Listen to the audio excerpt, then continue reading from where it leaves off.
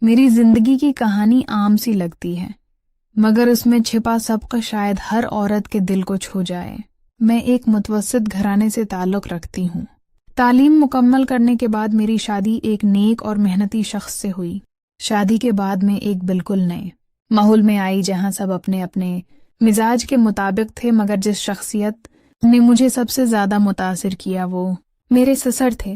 وہ باوقار، دیندار اور نرم دل انسان تھے جن کی آنکھوں میں ایک باپ کی شفقت جھلکتی تھی۔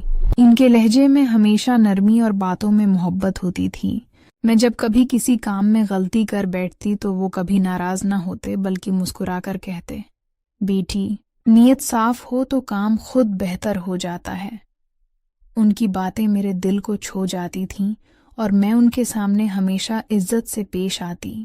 ان کے رویے نے مجھے احساس دلایا کہ دنیا میں کچھ رشتے خون کے نہیں بلکہ خلوص اور احساس کے بندھن سے جڑتے ہیں۔ ایک دن میں بیمار پڑ گئی تو انہوں نے میری تیمارداری میں کوئی کمی نہ چھوڑی۔ اپنے آرام کی پرواہ کیے بغیر میرے لیے دوا لائے، دعا کی اور کہا، بیٹی، تم گھر کی رونق ہو، تمہاری مسکراہٹ سے یہ گھر روشن ہوتا ہے۔ ان کی باتوں میں ایک سچائی تھی جو دل میں اتر جاتی۔ میں جانتی تھی کہ یہ ایک باپ کی محبت ہے جو بہو کے روپ میں اپنی بیٹی کو دیکھتا ہے۔ شام کے وقت جب ہم چائے پیتے تو وہ اپنی زندگی کے تجربات بیان کرتے۔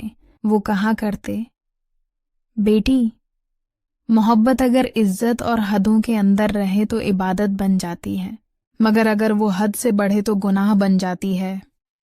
ان کی یہ بات میرے لیے ایک نصیحت تھی جو میں نے ہمیشہ اپنے دل میں محفوظ رکھی۔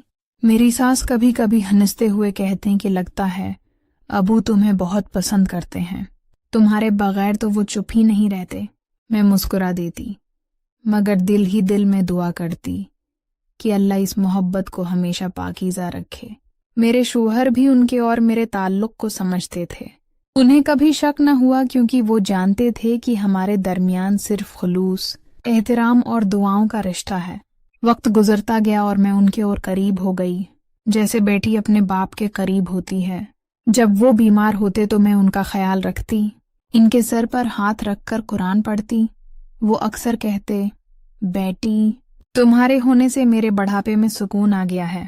ان کی بات سن کر میری آنکھوں میں آنسو آ جاتے، کیونکہ میں نے جان لیا تھا کہ ان کی محبت میں باپ کی شفقت چھپی ہے، نہ کہ کوئی دنیاوی جذبہ۔ جب وہ بوڑھے اور کمزور ہو گئے تو میں ان کا سہارا بن گئی۔ ان کی دوائیں، کھانا، کپڑے سب میں خود دیکھتی۔ وہ ہر روز مجھے دعا دیتے اور کہتے، اللہ تمہیں خوش رکھے، تم نے میرا بڑھاپا آسان کر دیا۔ آج جب میں ماضی پر نظر ڈالتی ہوں تو سمجھتی ہوں کہ خلوص اور عزت سے نبھائے گئے رشتے کبھی کمزور نہیں ہوتے۔